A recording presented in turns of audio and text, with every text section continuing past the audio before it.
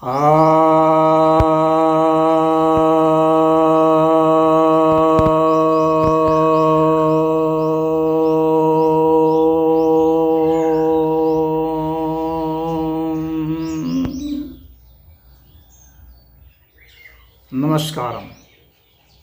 I pay my solemn obeisance to all the viewers.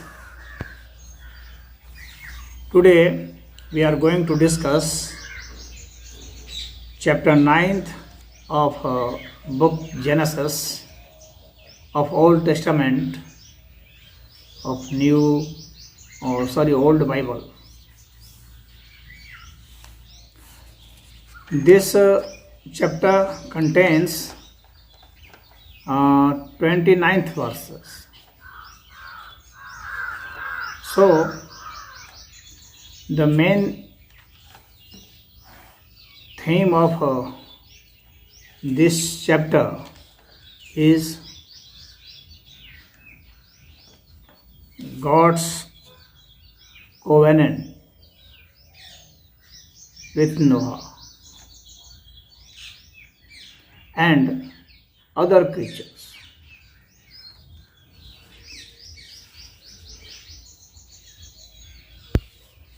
In this chapter, God is saying in the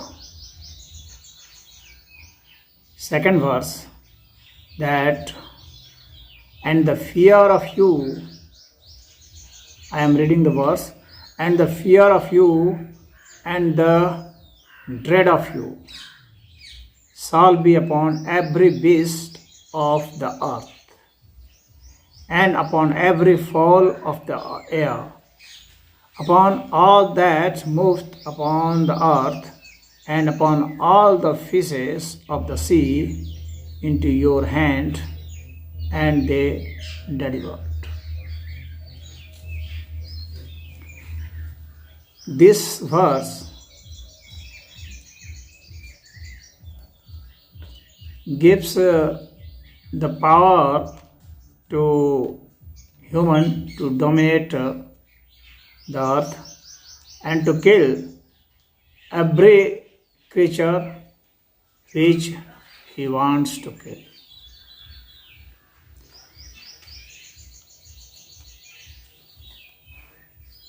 But the question is this true? Is man so important that he could kill any creature on the earth? But as we know that there are many creatures, there are many viruses, there are many bacteria which have not been eliminated even till date. It means man is not capable of finishing, ending, destroying the organisms which he wants to destroy. Otherwise we would not have any infectious disease. So we have not been able to content them. The more we discover the medicine, the more we have built. We have built in hospitals. The more we have educated our doctors, the more medical instruments which we have designed and manufactured. These instruments and doctors and medicines and researches have not been sufficient enough till now to protect us from these organisms. We are dying still, and coronavirus is a good example. There are many viruses which time and on they are erupting and killing us. So the veracity of this statement is questionable. Moreover, there are many giants also who do not fear. Here it is said that all would fear you. But neither crocodile, nor elephants, nor cheetah, lion, or so big beasts, they do not fear human. They would attack and kill them. Of course, today we have many instruments by which we have many weapons by which we could fight them, we could kill them. But 200 years ago, we did not have those weapons. And in those early days, these beasts were not fearful of us. So this verse is not tenable in all circumstances. Even today, if someone happened to be in jungle or in sea, hardly any shark would fear man. Shark would kill, crocodile would kill man. So they would not be fearful of man. But here it is stated that all would fear you.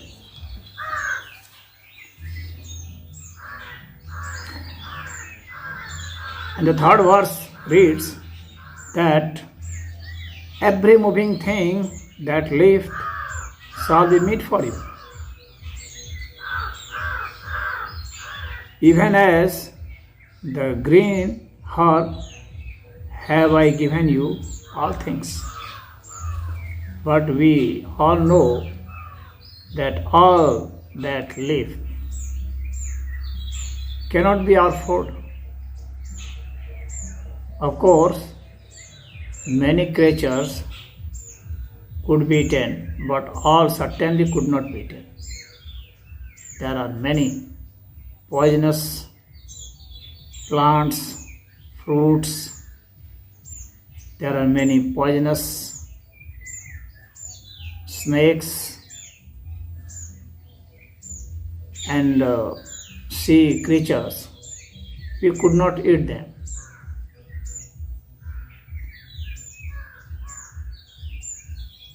It means they are not aware of the problem of eating all these poisonous things.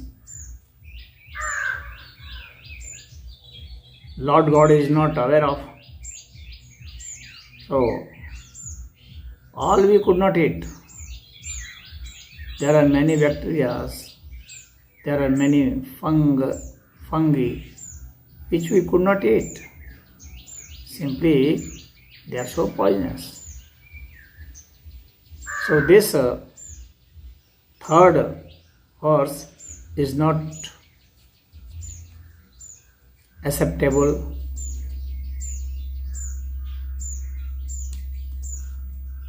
Now,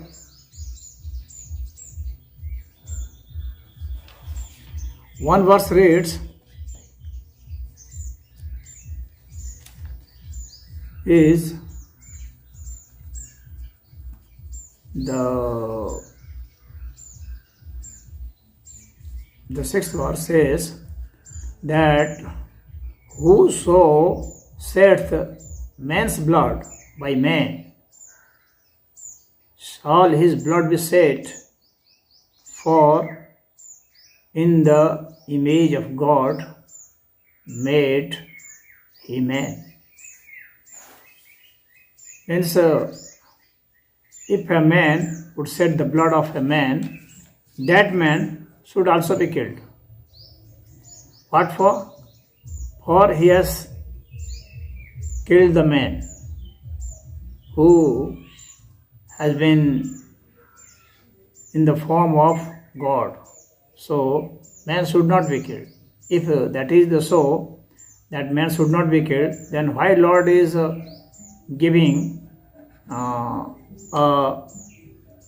order to kill a man who has killed another man? It means this is the double fault. One fault is that a man has killed another man, and the second fault is that the man who has killed, he should be killed. By killing that man, how could the face of the God could be saved?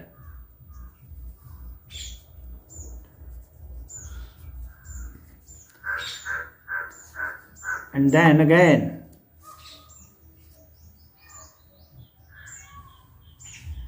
God is saying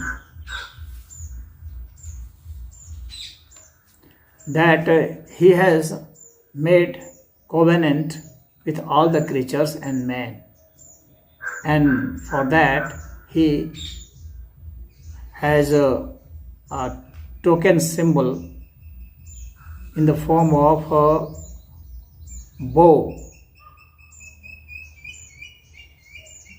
over the cloud.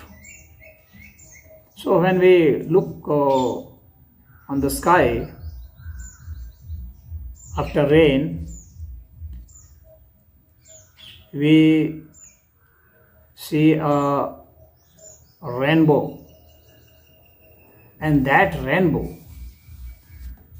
is mentioned here as the symbol of covenant of Lord and Noah and other creatures. But we all know that this is because of the refraction of light.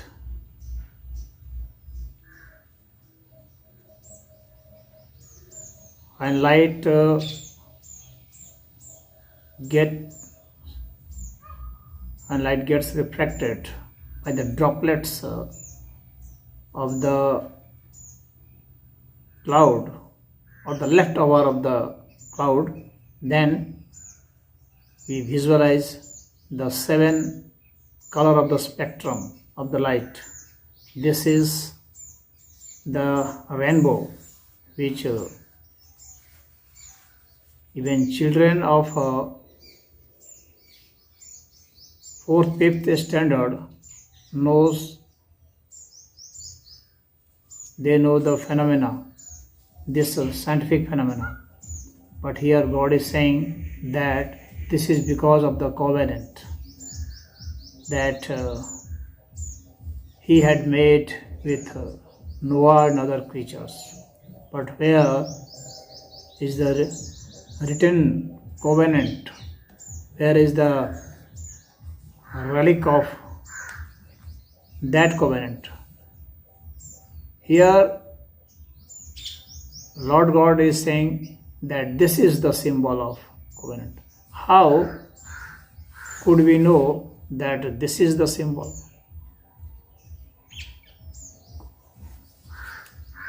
What is the evidence? How could we consider this as an evidence of the covenant?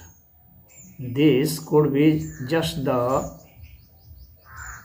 figment of the writer of this book.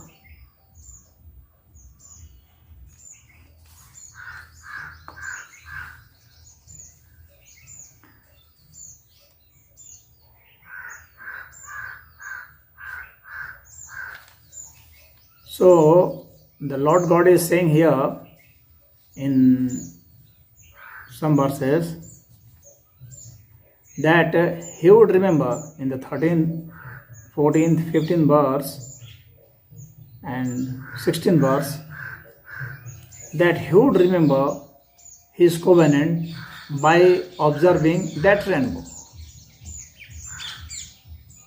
Does we conclude? Does I conclude? Does any person conclude that uh, God has a very short-term memory? Is this not a proof that his memory is not lasting? He used to forget like us, so he needs a rainbow to memorize his covenant. This is so unbelievable things.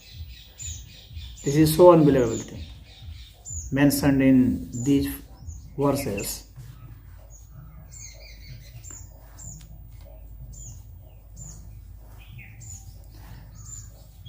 And then the other verses are that Noah drank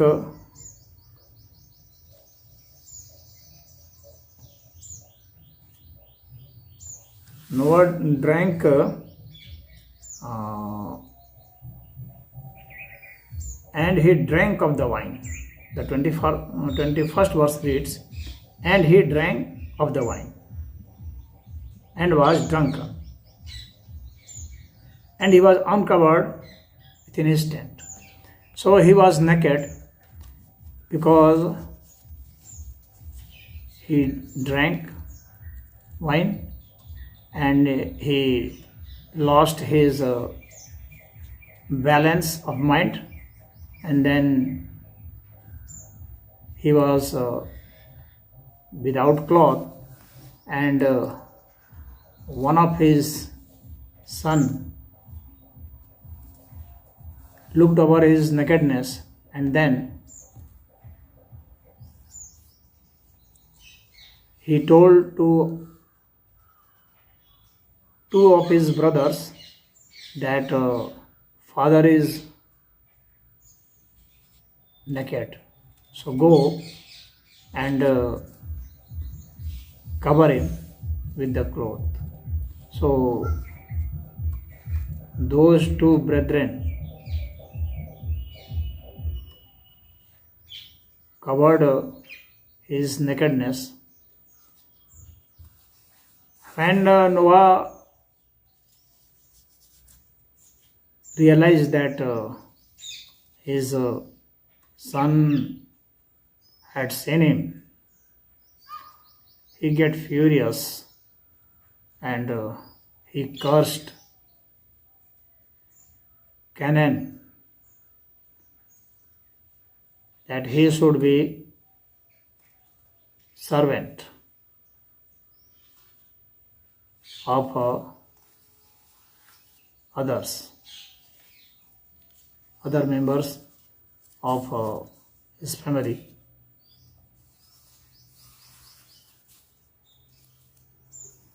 This is very awkward that a person who has risen from drunken state start cursing others, start blaming others for his plight.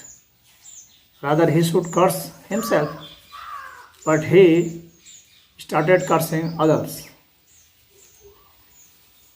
How could this person be called person, a lovable person of the Lord? This is the question mark. How a man of this petty mentality could be chosen by the Lord God? So, all these things which are mentioned in this chapter is really very funny, very awkward and unscientific, as well as illogical, ridiculous to a level. but still it is very amazing that reads people read these things, accept these things as true, and they believe that this is the book of the Lord. This is a great question on that. Oh.